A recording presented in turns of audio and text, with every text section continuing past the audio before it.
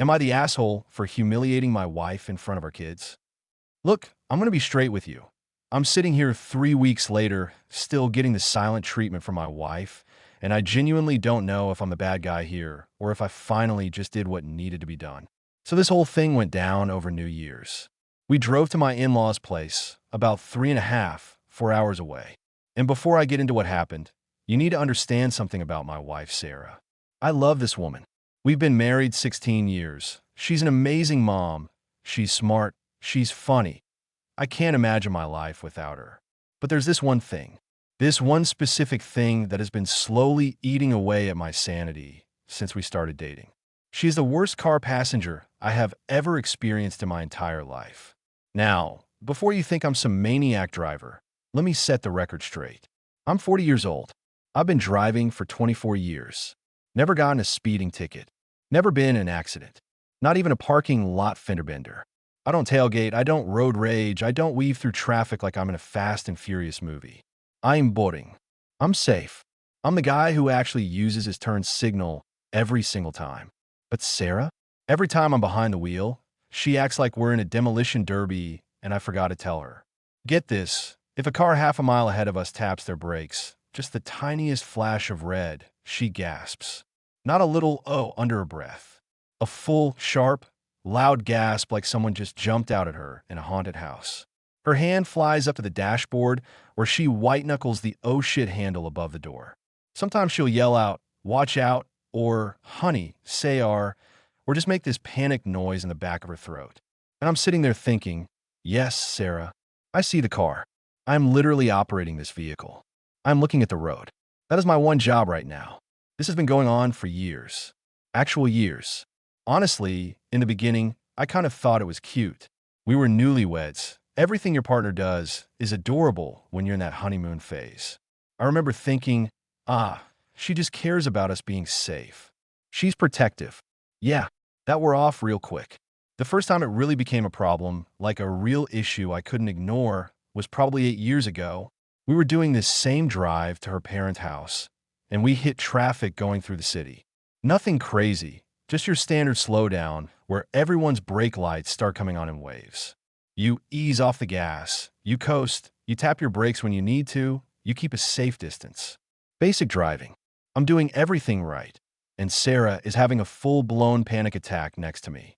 Every time I touched the brakes, she'd brace herself against the dashboard like we were about to slam into a wall at 60 miles an hour. At one point, I swear I'm not exaggerating, she yelped. Yelped, like a scared dog, because the car in front of us slowed down, even though I had already started slowing down too, and we had plenty of space between us. I remember saying, as calm as I could, Sarah, babe, you gotta relax. You're making me more nervous than the traffic is. And she looked at me like I just told her I was joining a cult. I'm making you nervous? You're following too close. I wasn't. I had 3, maybe 4 car lengths between us. That's more than you need at that speed. But that's when it clicked for me. Her perception of what's happening and what's actually happening are 2 completely different things. In her head, we're constantly on the verge of disaster. In reality, I'm just driving, like a normal person.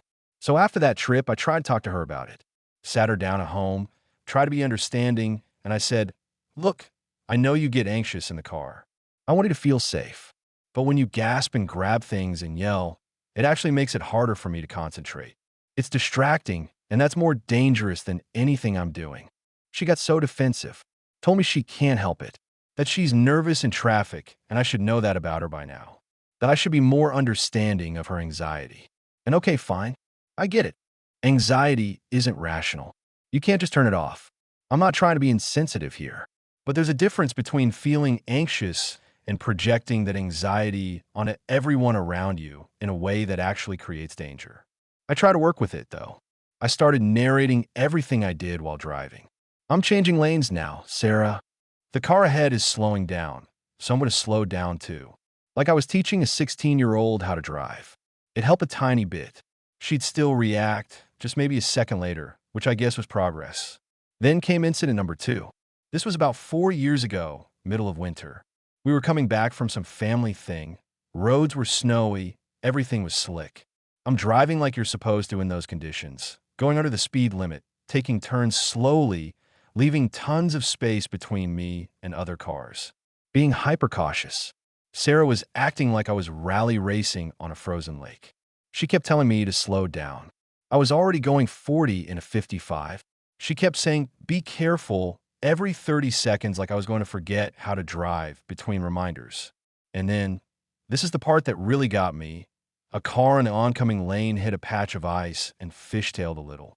Didn't come anywhere near us. Wasn't even in danger of crossing the center line.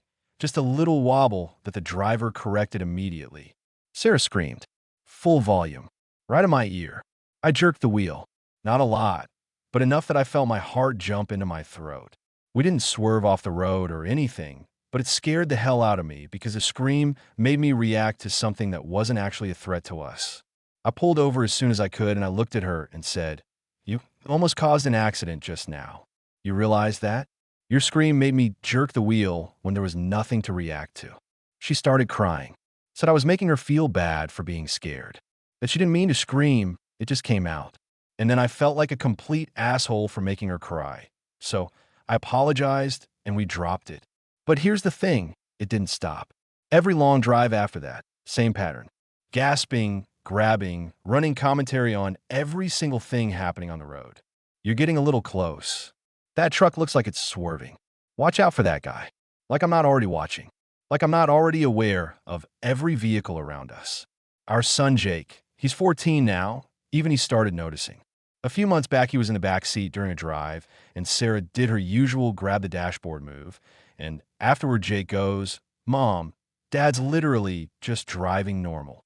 And Sarah snapped at him, told him he doesn't understand because he's not a parent yet and doesn't know what it's like to worry about keeping your family safe. Which, I mean, sure.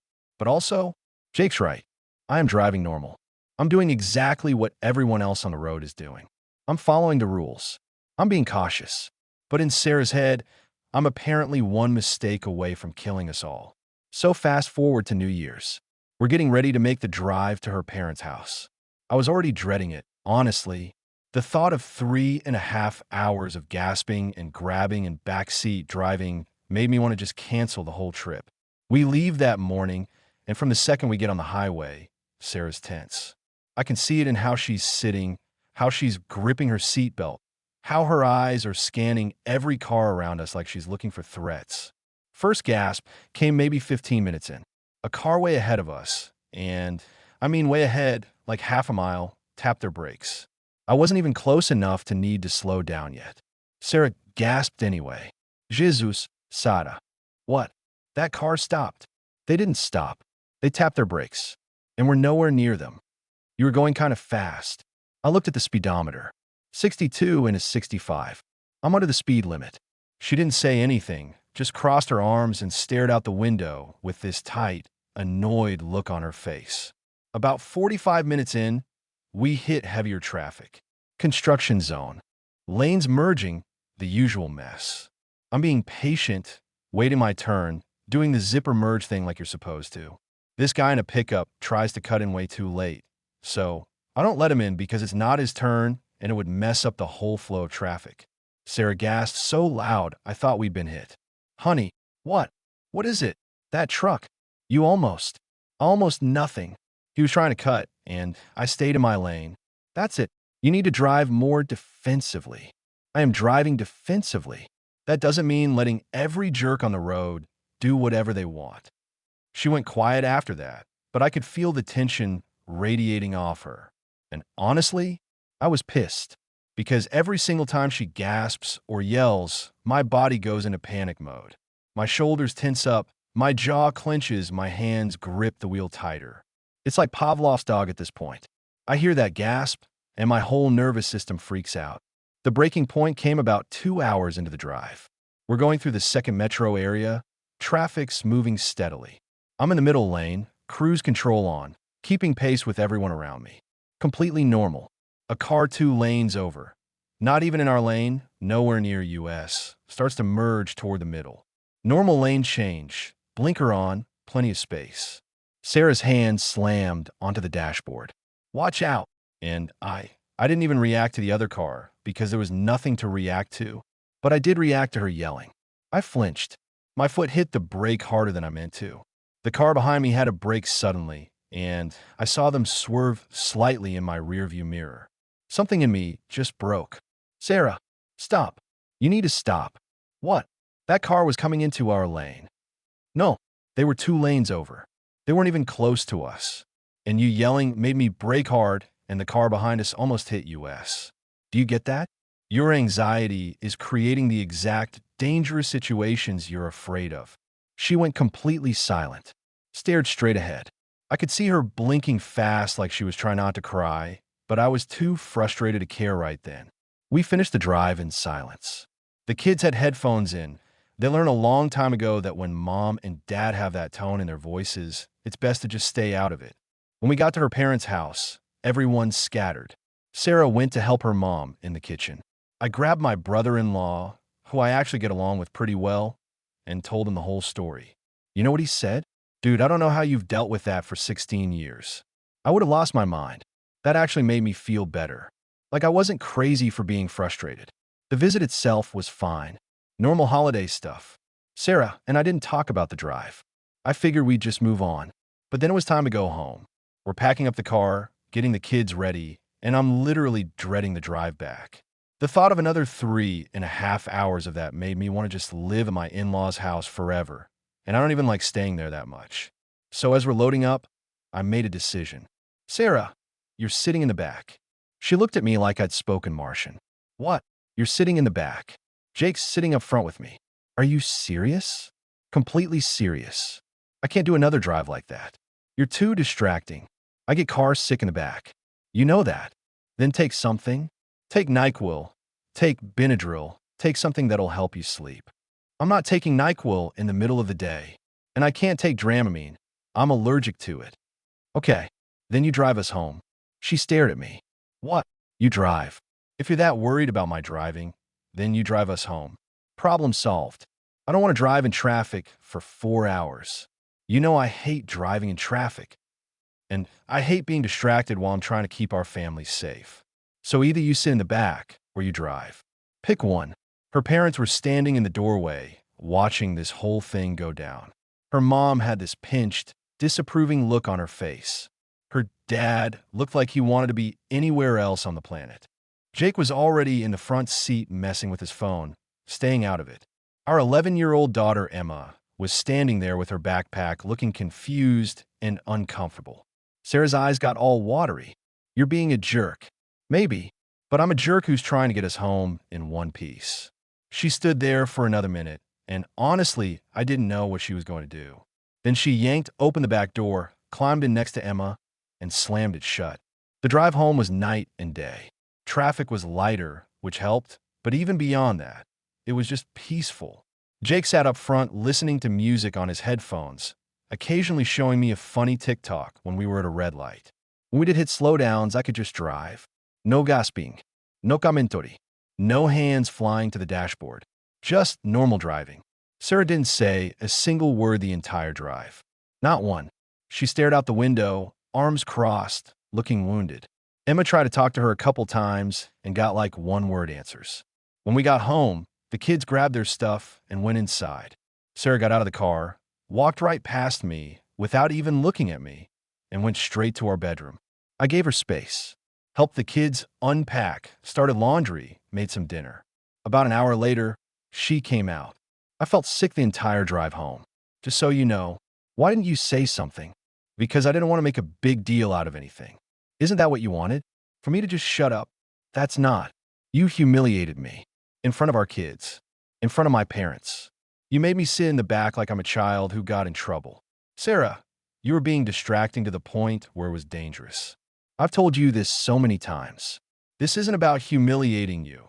It's about being able to focus on the road, so I don't actually crash. So my feelings don't matter at all? Of course your feelings matter, but so does everyone's safety, including yours. She shook her head, tears spilling over. I can't believe you would do this to me. And she went back to the bedroom and shut the door. That was 3 weeks ago. She's still barely talking to me. Not full silent treatment. Like she'll answer if I ask her a direct question, and we can have surface-level conversations about what the kids need or what's for dinner, but there's this massive wall between us now. We haven't actually talked about what happened.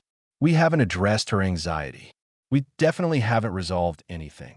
Her mom called me last week, said that Sarah's really hurt and I need to apologize, that I need to be more understanding of Sarah's anxiety, that making her sit in the back was cruel and unnecessary.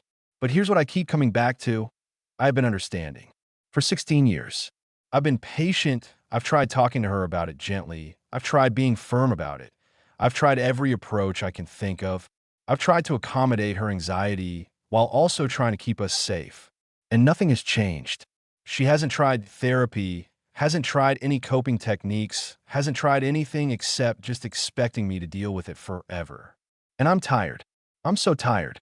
I'm tired of white-knuckling the steering wheel because I know another gasp is coming. I'm tired of my heart racing every time I hear that sharp intake of breath. I'm tired of being made to feel like I'm some reckless driver when I'm objectively not. My buddy from work, when I told him about this, he said, "Man, that is a safety issue. You did the right thing." But Sarah's sister texted me saying I'm being unreasonable and I need to apologize. So I don't know. I keep going back and forth. Did I handle it wrong? Should I have tried something else? But also, what else was there to try? I'd already talked to her about it 100 times. It never changed anything. Part of me thinks I finally just set a boundary that should have been set years ago. Part of me thinks maybe I was too harsh and could have found a better way to handle it. So yeah, I made my wife sit in the back seat because her anxiety was making it dangerous for me to drive. Am I the asshole? If you enjoyed this, you'll probably like the next story too.